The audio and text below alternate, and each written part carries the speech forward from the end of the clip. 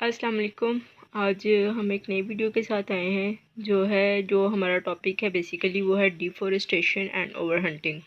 तो basically main topic हमारा deforestation का है। तो डिफॉरेस्टेशन की अगर हम बात करें तो सबसे पहले तो इसकी डेफिनेशन आती है। शॉर्ट क्वेश्चन में हमेशा पूछा जाता है कि डिफॉरेस्टेशन क्या होती है और इसके इफ़ेक्ट्स क्या हो सकते हैं डिफॉरेस्टेशन के, या इसके कॉजेज़ क्या हो सकते हैं। ये लॉन्ग में इस तरह से आ जाता है और शॉर्ट में ज़्यादा यही पूछा जाता है, डिफाइन डिफॉरेस्टेशन। और ये मोस्ट इंपॉर्टेंट है शॉर्ट के लिहाज से, तो बहुत ज़्यादा इंपॉर्टेंट है, और लॉन्ग में अगर पूछा जाएगा तो वो भी मैं आपको बताऊँगी। तो सबसे सबसे पहले तो हम इसकी डेफिनेशन की बात कर लेते हैं। जैसे कि आप देख सकते हैं कि फर्स्ट लाइन के ऊपर इसकी डेफिनेशन लिखी हुई है। Deforestation means cutting down of the trees for the conversion of the forest to non forest land. यानी कि बेसिकली क्या होता है डिफॉरेस्टेशन। फॉरेस्टेशन का मतलब होता है जंगलात, ठीक है, और डी का मतलब होता है कटिंग, नो, ठीक है। ये कह सकते हैं कि जंगल में जंगलात की जो कटिंग होती है, cutting down of the trees, यानी कि जो ट्रीज़ को, दरख्तों को काटा जाता है, उस प्रोसेस को हम कह देते हैं कि वो एक डिफॉरेस्टेशन का प्रोसेस है। जैसे कि उन्होंने लिखा है conversion of the forest to the non forest land, यानी कि फ़ॉरेस्ट को हम नॉन फॉरेस्ट लैंड के अंदर तब्दील कर देते हैं। यानी कि वहाँ पे जंगलात होते हैं लेकिन वहाँ पे ट्रीज़ काट दिए जाते हैं, तो उसको नॉन फॉरेस्ट के अंदर तब्दील कर दिया जाता है। तो जिससे हमारा सबसे पहले तो ये बात उन्होंने बताई है डिफॉरेस्टेशन के क्या होते हैं, इसके मतलब रिजल्ट्स। बेसिकली डिफॉरेस्टेशन के साथ degraded environment and the reduced biodiversity. हम इसके साथ क्या करते हैं, इसके साथ हमारी जो बायोडाइवर्सिटी होती है वो भी रिड्यूस हो जाती है, कम से कम होती चली जाती है। और इस तरह हम लोग अपना जो इन्वायरमेंट होता है उसको खुद से डिगार्डेड करते हैं, यानी कि हम अपने इन्वायरमेंट को खुद से ख़राब करते हैं। अपनी बायोडाइवर्सिटी होती है उसको भी हम क्या करते हैं, रिड्यूस करते चले जाते हैं। आगे हम इसकी कॉजेज़ की बात कर लेते हैं, यानी कि इसके कुछ पॉइंट्स की बात कर लेते हैं। आप इसको ये ज़रा पैराग्राफ की फॉर्म में लिखा हुआ है, आप इसके पॉइंट्स बना लीजिएगा, वो ज़्यादा बेहतर हो जाएगा। हाँ जी, हम इसके पॉइंट की बात कर रहे हैं। तो पॉइंट में सबसे पहले आप लोग देखें कि यहाँ पे लिखा हुआ है sometimes there is a slow forest degradation and the sometimes sudden and the catastrophic clear cutting of the urban development. यानी कि क्या होता है इसके अंदर बेसिकली उन्होंने कहा है कि समटाइम ये होता है कि हम मतलब कुछ टाइम के साथ साथ ट्रीज़ को कटिंग करते रहते हैं, ठीक है, और कुछ टाइम ऐसा आता है कि हम इसको अर्बन डेवलपमेंट करना चाहते हैं, यानी कि कह लें कि हम वहाँ पे फैक्ट्रीज लगाना चाहते हैं, या वहाँ पे हम लोग घर बनाना चाहते हैं, या स्कूल्स, कुछ भी अगर हम वहाँ पे डेवलपमेंट करना चाहते हैं, अर्बन डेवलपमेंट करना चाहते हैं, तो हम उसको फ़ौरन अचानक सडनली हम उसको काटना शुरू कर देते हैं, उसकी कटिंग स्टार्ट कर देते हैं। Deforestation can be the result of the deliberate removal of the forest for would agriculture urban development. सबसे पहला पॉइंट इसका आएगा deforestation affect the amount of the water in soil. जैसे कि आप सॉइल एरोजन के प्रोसेस के बारे में भी जानते होंगे, आपने क्लास 8 में भी डिटेल से पढ़ा हुआ है सॉइल एरोजन के बारे में हमने यहाँ पे इन्होंने डिस्कस किया हुआ है, हम इसी को डिस्कस करेंगे। पहला पॉइंट उन्होंने बताया कि अगर हम तो डिफॉरेस्टेशन करते रहते हैं तो उसमें सबसे पहली तो बात होगी कि हमारी जो मिट्टी होती है, जो सॉइल होती है, उसके अंदर पानी की जो अमाउंट होती है वो कम होती चली जाती है, वो इफ़ेक्ट हो जाती है। और इस तरह से ज़ाहिर बात है जब हमारी सॉइल के अंदर वाटर की अमाउंट जो होगी वो कम होगी या अफेक्ट होगी, तो ऑब्वियसली हमारा जो एटमॉस्फेयर के अंदर मॉइस्चर है वो भी अफेक्ट करेगा। जबकि उन्होंने बताया कि हमारे कोई ट्रीज़ नहीं होंगे, जबकि हम अपने ट्रीज़ को कटिंग कर देते हैं, उनको मतलब कि वहाँ से रिमूव कर देते हैं, डिफॉरेस्टेशन कर देते हैं, तो क्या होगा कि when there are no tree to keep soil in place. तो सिंपल सी बात है, जो ट्रीज़ जब होंगे नहीं तो जो मिट्टी होती है वो जो आपस में जुड़ी होती है तो वो आपस में नहीं जुड़ेगी, वहाँ पे मतलब उसको एक साथ इकट्ठा नहीं किया जाएगा।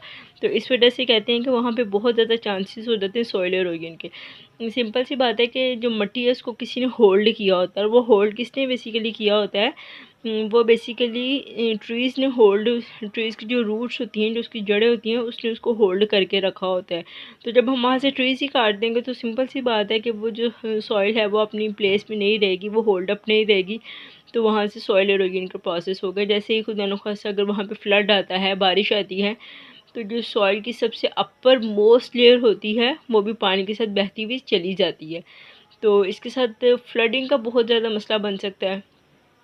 जैसे कि फॉर एग्ज़ाम्पल हम एक बात कर लेते हैं, हमारे पास ग्लास है एक, हम ग्लास के अंदर अगर आधी रेत को या आधी मिट्टी को भर देते हैं और हम उसके अंदर पानी डालते हैं, ठीक है, वो एक मिकदार में या एक क्वांटिटी के अंदर पानी तो है उसके अंदर ऐड हो जाएगा, लेकिन फिर क्या होगा कि जो एक्स्ट्रा पानी होगा, बॉटल का पानी जो हम उसके अंदर ऐड करें, वो बाहर निकलना शुरू हो जाएगा। सेम इसी प्रोसेस के थ्रू हम कह सकते हैं कि फ्लडिंग जो होती है, फ्लड जो आते हैं, सैलाब जो आते हैं, वो भी यही प्रोसेस होता है। यानी कि डैम्स के अंदर पानी जितना होता है वो उसके अंदर ऐड हो जाता है, ठीक है, लेकिन जब तक जितनी उसमें सॉइल या मिट्टी जो उसके नीचे बैठ जाती है, तो जो एक्स्ट्रा पानी होगा वो सारा बाहर निकल जाएगा। जब वो बाहर निकलेगा तो ऑटोमेटिकली फ्लड आ जाएंगे। यही सबसे बड़ी बात होती है। और इसके अलावा उन्होंने सेकंड पॉइंट जो यहाँ पे डिस्कस किया हुआ है वो है हैवी रेनफॉल।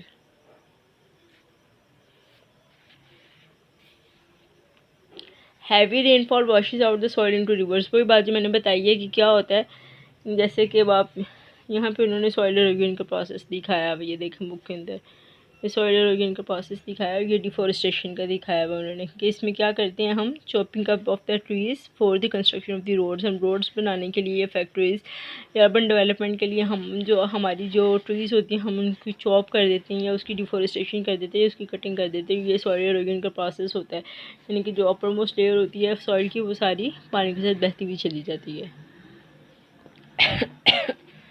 ज़ाहिर बात है जब सॉइल इरोजन के अंदर जो एसेंशियल न्यूट्रिएंट होंगे वो भी वॉश आउट हो जाएंगे, सॉइल के साथ पानी के साथ चले जाएंगे। River become chopped up and the mud with this and silt. यानी वही बात जो मैंने बताई है कि क्या होगा कि जो रिवर्स होते हैं वहाँ पे उनके अंदर मिट्टी होती है, ये जो रेत होती है, इस तरह की चीज़ों से क्या होता है कि वो मतलब उसके अंदर बैठ जाती है, उसके अंदर भर जाता है, मतलब उसकी कह लें कि आप कैपेसिटी कम हो जाती है, जिसकी वजह से फ्लड के जो कॉज हैं वो बहुत ज़्यादा हो सकते हैं। ये देखें, विच कैन कॉज फ्लडेड भी आपका सेकंड पॉइंट बन सकता है। जब हैवी रेनफॉल आती है तो उससे क्या होता है कि जब मतलब पानी की जो कैपेसिटी होती है वो कम हो जाती है, तो जिसकी वजह से मतलब कि फ्लड आने के कॉजेज़ ज़्यादा हो जाते हैं। फिर आगे उन्होंने लिखा हुआ है the silted water gets stored in dam and reduce their water storage capacity. वही बात जो पहले भी डिस्कस कर चुके हैं हम कि वाटर जो है वो स्टोर करते हैं हम डैम के अंदर, लेकिन उसके अंदर उसकी कैपेसिटी जो होती है वाटर स्टोरेज की वो भी रिड्यूस हो जाती है, कम हो जाती है।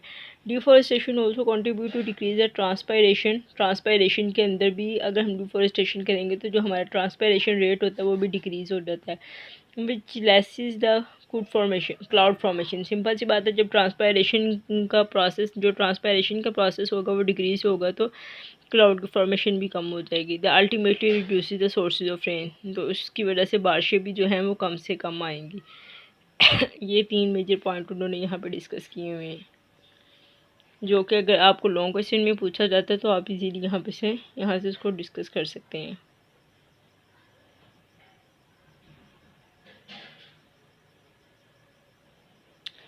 अच्छा, एक दफ़ा दोबारा से हम बात कर लेते हैं क्या डिफॉरेस्टेशन की। सबसे पहले cutting down of the trees, ठीक है, हम उसको क्या करते हैं कि जो हमारी फॉरेस्ट लैंड होती है उसको हम नॉन फॉरेस्ट लैंड के अंदर तब्दील करते हैं, तो उस प्रोसेस को हम डिफॉरेस्टेशन कहते हैं। ये शॉर्ट क्वेश्चन है, मोस्ट इंपॉर्टेंट है, पेपर में अक्सर पूछा जाता है।